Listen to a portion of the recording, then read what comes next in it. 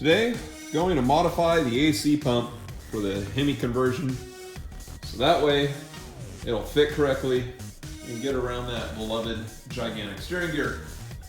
So, what we're going to end up doing is we are going to pull this stud and nut, make it go bye-bye. We are going to countersink a hole 9/16 where that nut is sitting, so that way an Allen head will go in its place. It'll be nice and flush mounted. And then we also need to cut a little bit of an angle right here, a little bit more than what it is, so that way it gives us plenty of room for the steering gear. So just another little thing that we have to do to get everything to clearance correctly. You're going to need a 13 millimeter, and then what these are known as is either an E or reverse style torques, number 8.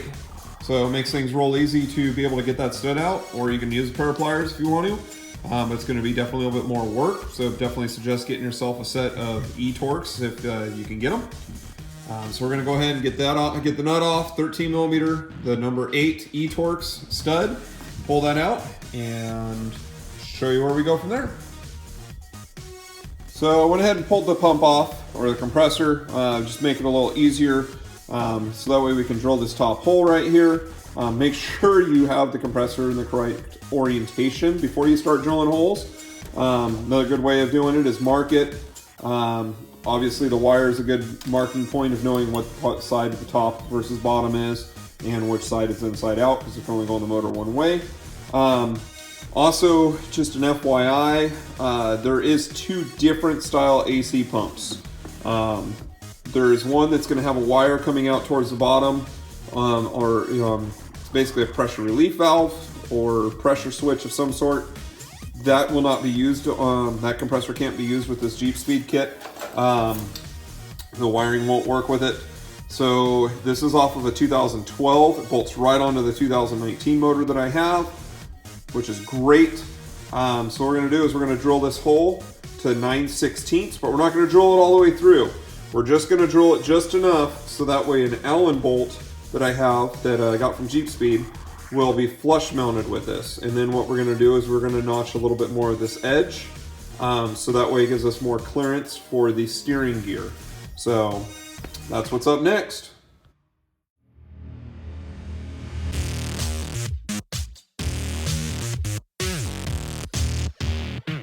All right, so we got the hole drilled out. You can see now the head of the Allen head fits in there nicely.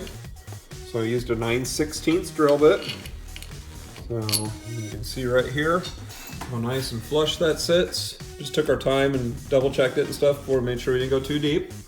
So now next thing is we're going to do is we're going to chamfer this edge a little bit more, just to give it a little extra clearance that we need around the steering gear.